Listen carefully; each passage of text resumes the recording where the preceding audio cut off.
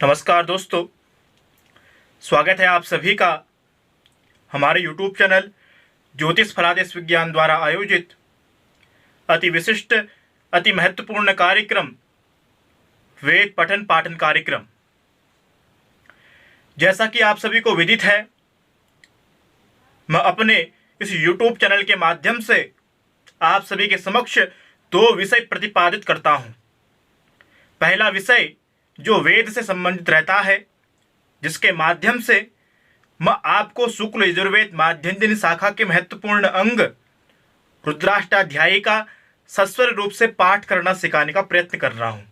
और साथ ही साथ दूसरा विषय ज्योतिष चर्चा, जिसके माध्यम से मैं आप सभी ज्योतिष प्रेमियों को, मैं आप सभी वेद प्रेमियों को ज्योतिष को प्रारंभिक स्तर से समझाने का प्रयास कर रहा हूं। लेकिन दर्शकों, आज का जो हमारा विषय है वह आधारित है वेद पठन पाठन कार्यक्रम पर। मैं आपको रुद्राष्टाध्यायी प्रथम अध्याय का पहला मंत्र सिखा चुका हूं। आशा है आप सभी लोग उस पहले मंत्र को भली भांति समझ गए होंगे। आशा है आप सभी लोग उदात्त अनुदात्त स्वरित स्वर की पहचान कर चुके होंगे। लेकिन आज मैं आपके समक्ष 5 मंत्र आपको सिखाऊंगा। आज हम जज्जाग्रतों तक हस्तस्वर सीखने का कार्यक्रम पूर्ण करेंगे। आज आपको एक नया स्वर सीखने को प्राप्त होगा, जिसका नाम है कुब्ज स्वर। दूसरा ही मंत्र गायत्री त्रिष्टुप जगत चनुष्टुप। इसमें जो बृहत चुसनी यहां आएगा, उसमें आएगा एक कुब्ज स्वर। इस कुब्ज स्वर की पहचान किस प्रकार से करते हैं, यह मैं आपको सिखाऊंगा। मैं आपको मंगलाचरण का स्वरूप सिखा चुका हूं।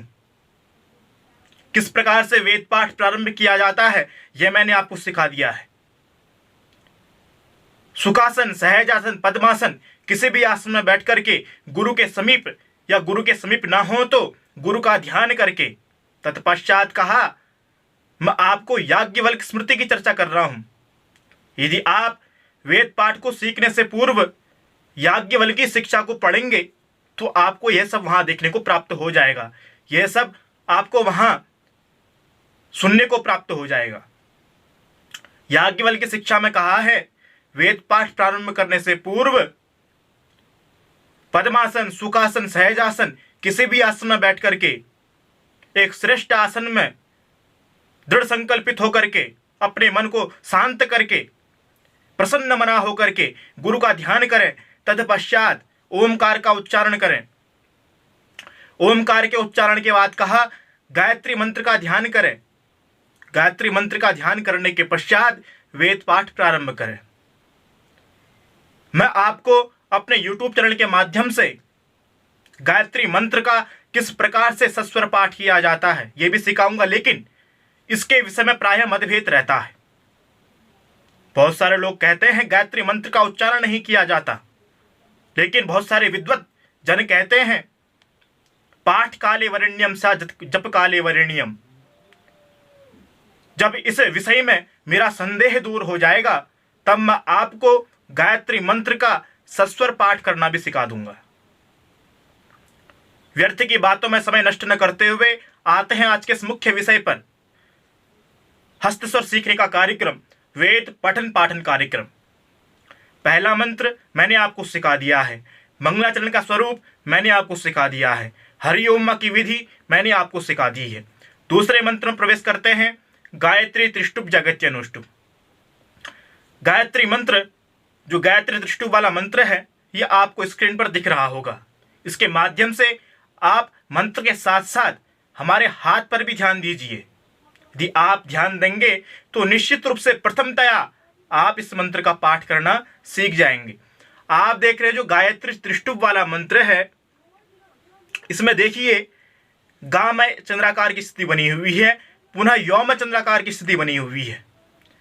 जब भी किसी भी मंत्र में इस प्रकार की स्थिति आती है, तब हमारा हाथ पहले वर्ण में न जाकर के दूसरे वर्ण में क्रिया करना प्रारंभ करता है। किस प्रकार से? तो गायत्री गा में हमारा हाथ मध्य में ही रहेगा, तो हमारा हाथ यौ में इस साइड को जाएगा, क्योंकि यौ स्वरित स्वर है, त्रि स्वरित स्वर है, त्रि अनुदात्त स्वर है, इसलिए इसको स्वरित स्वर की संज्ञा दी गई है। यहाँ आप देख रहे होंगे जब भी चंद्राकार की स्थिति होती है तब हमारा हाथ दाएं बाएं इस प्रकार से जाता है। इसके संदर्भ में मैंने पूरी चर्चा आपके समक्ष पूर्व की वीडियो में की हुई है, उसमें समय नष्ट नहीं करेंगे, सीधे मुख्य चर्चा करेंगे। गायत्री दृष्टु वाला जो मंत्र है इसमें हमारा हाथ गा में नहीं जाएगा। जब भी लगातार शब्दों में चंद्राकार की स्थिति बन रही हो, कोई गैप नहीं हो रहा हो, तब हमारा हाथ जो अंतिम वर्ण होगा उसमें क्रिया करना प्रारंभ करेगा। जिस प्रकार से गायत्री में आप देखिए, गा में हमारा हाथ मध्य में ही रहेगा, यो में यहाँ जाएगा, फिर त्री में यहाँ आएगा, फिर त्री में नीचे जाएगा। मैं आपको इसको आपके समक्ष प्रस्तुत करता हूँ। यदि आप ध्यान देंगे तो आपको सीखने में अत्यंत आसानी होगी। ध्यान दीजिए, गायत्री, इस प्रकार से गायत्री गायत्री। आप देख रहे हैं गा में स्वर था, पुनः उसके पश्चात यो में स्वर दिया है। मैंने क्या कहा, जब लगातार स्वरों की स्थिति बन रही हो, जब लगातार पुनः शब्दों में पुनः स्वर बन रहे हों, तब हमारा हाथ अंतिम वर्ण में क्रिया करना प्रारंभ करेगा। तो देखिए, गामा हमारा हाथ मध्य में ही रहा, गायत्री गायत्री त्रिष्टुप ग, इस प्रकार से समझिए। मैं आपको समझाता हूँ। गा में मध्य में रहेगा, यो में यहाँ जाएगा, त्री में यहाँ आएगा, फिर पुनः त्री जो नीचे है उसमें हमारा हाथ नीचे जाएगा, क्योंकि उसके पश्चात त्री के पश्चात उदात्त स्वर है। मैंने आपसे कहा था कि अनुदात्त से हमारा हाथ सदैव उदात्त की तरफ जाता है, इसलिए त्रिष्टुप जग, क्योंकि जौ तक हमारा हाथ उदात्त में ही रहेगा, गौ में हमारा हाथ बीच में आएगा। इतना आप सीख गए होंगे। गायत्री त्रिष्टुप जगत्यानुष्टुप पंक्त्या सह। अब आप देखेंगे जो सह था इसमें हमारा हाथ यहीं रुक गया। क्यों रुका? जो आगे का बृहत सुनिहा वाला है पद, उसमें आप देखेंगे हमारा हाथ यहाँ से पुनः अनुदात्त की तरफ जाएगा, क्योंकि उसके पश्चात दिया गया है कुब्ज स्वर। जो यू है उसमें डब्लू का आकार का जो चिन्ह दिख रहा है, इसे हम कहते हैं कुब्ज स्वर। कुब्ज स्वर में कैसे प्रतिक्रिया आपके हाथ के द्वारा होनी चाहिए, मैं आपको सिखाता हूं। देखिए, पंक्त्या सह, यहां तक आप सीख गए होंगे। पुनः आपको दर्शा देता हूं एक बार। गायत्री त्रिष्टुप जगत्यानुष्टुप पंक्त्या सह। अब देखिए, बृहत्युसृणी, इस प्रकार से बृहत्युसृणी बृहत्युसृणी हा। फिर आपने देखा यू में तो बना था कुब्ज स्वर, लेकिन उसके पश्चात आप देख रहे होंगे जो णी है उसमें कोई स्वर नहीं है। यह बता रहा है, यह दर्शा रहा है कि यह उदात्त स्वर है, इसलिए हमारा हाथ णी में ऊपर की तरफ गया। बृहत्युसृणी हा, समझिए। फिर उसके पश्चात वही स्थिति बनी हुई है चंद्राकार की। क कुप सूची भी। मुझे आशा है आप सभी लोग उदात्त अनुदात्त स्वरित स्वर तो सीख ही गए होंगे। जब भी चंद्राकार की स्थिति बन रही हो, जिस प्रकार आप देखें ककुप सूची भी, इसमें कैसा होगा? बृहत्युसृणीहा ककुप सूची भी ह। ये मैंने आपको सिखाया ही है। सम्यन तुत्वा में कोई स्वर नहीं है, इसलिए हमारा हाथ मध्य में ही रहेगा। ये मंत्र आप सीख गए हैं। दूसरा मंत्र हम सीखते हैं द्विपदा। द्विपदा में आप देखेंगे जो द्वि है उसमें स्वर नहीं है, इसलिए दर्शा रहा है कि जो द्वि है वह कैसा स्वर है? तो वह उदात्त स्वर है। तो हमारा हाथ ऊपर से प्रारंभ होगा, यह मंत्र ऊपर से प्रारंभ होगा। द्विप, प कैसा स्वर था? स्वरित स्वर था। जब भी स्वरित स्वर में जब भी एक वर्ण को छोड़ करके दूसरे वर्ण में एक डंडा आ जाएगा, तब हमारा ऐसे स्थिति में वो मंत्र ऊपर से प्रारंभ होगा। जिस प्रकार से देखिए यहाँ पे द्विपदा वाला द्वीप, समझिए।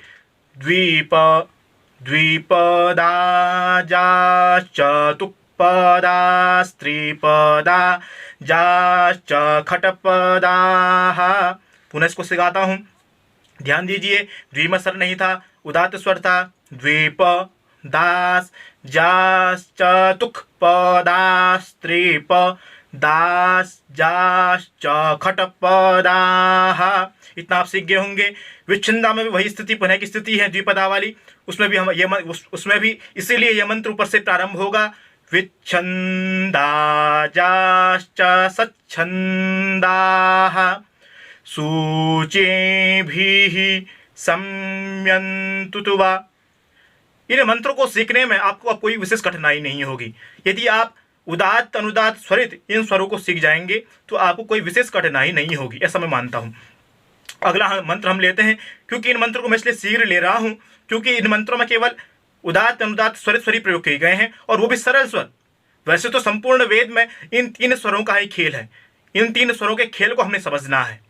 यदि हम इन 3 स्वरों के खेल को भली भांति समझ जाते हैं तब हम पूर्ण सस्वर पाठ वेद में सीख जाते हैं। लेकिन अभ्यास नितांत आवश्यक है। अभ्यासात् धार्यते विद्या। अभ्यास के अतिरिक्त और कुछ भी नहीं आवश्यक। सहस्तो महावाला मंत्र हम सीखते हैं। अब इसमें देखिए जो 100 है, पहले वर्ण में ही अनुदात्त स्वर दिया गया, इसलिए ये मंत्र कहां से प्रारंभ होगा? तो सहस्तो माह सहच्छन्दस आवृताः। सीधा सा मंत्र सह प्रमारिखायाः। यह था छोटा हो। इसमें जब भी चंद्राकार की स्थिति का हो आए तो उसमें आपने कनिष्ठिका उंगली के माध्यम से उस ह को दर्शाना है। समझ गए? अब यहाँ पे विराम था। अब अगला पद हम उठाते हैं, पूर्वे खाम वाला। देखिए पूर्वे, पू में स्वर नहीं था इसलिए यह पद ऊपर से प्रारंभ हुआ। पूर्वे खाम पंथा मनुदृश्य धीरा। मनुदृश्य में देखिए मनुदृश्य मनुदृश्य मनुदृश्य धीरा। अन्वाले भीरे रथियो नारसमिन्ना। यहाँ पे एक नया स्वर है। भीरे रथियों के पश्चात जो कुब्ज स्वर दिया गया है, जो डब्लू के आकार जो चिन्ह आपको दिख रहा है, इसे हम कुब्ज स्वर कहते हैं। इसमें कैसा होगा? देखिए अन्वाले भीरे रथियो रथियो रथियो। देख रहे हैं आप? अन्बाले भीरे रथियो नारसमिन्ना। नकारे तो नखग्रह। जब भी नकार चिन्ह आए, नकार चिन्ह आए तो नकारे तो नखग्रह। मुष्टाकृतिर मकारे स्यात् नकारे तो नखग्रह। नकार को आपने किस प्रकार से परिभाषित करना है, नकार को आपने किस प्रकार से दर्शाना है? तो कहा शास्त्रकारों ने नकारे तो नखग्रह। इतना आप सीख गए हैं। अगला मंत्र हम सीखते हैं जज्जाग्रतो। ओम जज्जाग्रतो। इस प्रकार से प्रारंभ होगा। ओम जज्जाग्रतो। अब देखेंगे यहाँ पे आप लगातार चंद्राकार चंद्राकार चंद्राकार चंद्राकार की स्थिति बनी हुई है। 4 बार स्थिति आपको दिख रही होगी। दूरमुदैति दैवन। इसमें कैसा होगा? देखिए जज्जाग्रतो दूरमुदैति दैवन। मैंने कहा था जिसमें लगातार चंद्राकार की स्थिति हो, गैप होगा तो आपने इस प्रकार से करना है। अगर गैप नहीं होगा, लगातार स्वर्ण वर्णों में, जिस प्रकार दूरंगमं ज्योति में आएगा आगे, उसमें मैं आपको बता दूंगा। इसमें कैसा है? दूरमुदैति दैवन, तो गैप दिख रहा है ना आपको।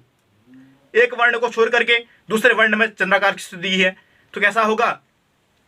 दूरमुदैति दैवन तादु। फिर पुनः वैसा ही है। सुप्तस्य तथैवैति। दोबारा दोहरा देता हूं। जज्जाग्रतो दूरमुदैति दैवन तादु सुप्तस्य तथैवैति। इतना आप सीख गए होंगे। अब जो दूरंगमं में आप देख रहे होंगे, दू में चंद्राकार की स्थिति, रौ में चंद्राकार की स्थिति, अंगों में चंद्राकार की स्थिति, कोई गैप यहाँ पर आपको नहीं दिख रहा होगा। जब भी ऐसी स्थिति आए तब आपका स्वर कब चलेगा? जो अंतिम वर्ण है उस वर्ण में जो स्वर दिया है उसके अनुरूप आपका हाथ चलेगा। जस दूरंगमं, दूरंगमं ज्योति। इस प्रकार से दूरंगमं ज्योति खां ज्योतिरेकन तन्मे मनः शिव संकल्पमस्तु।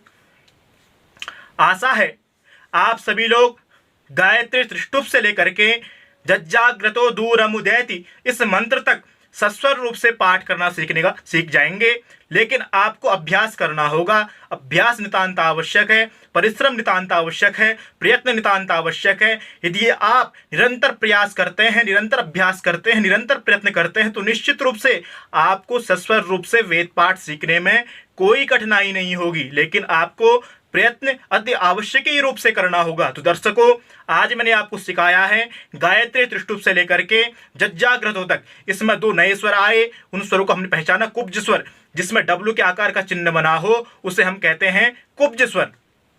यदि आपको हमारा वीडियो पसंद आता है तो हमारे YouTube चैनल ज्योतिष फलादेश विज्ञान को सब्सक्राइब करना मत भूलिएगा। आज के लिए बस इतना ही। पुनः उपस्थित होंगे नई वीडियो के साथ।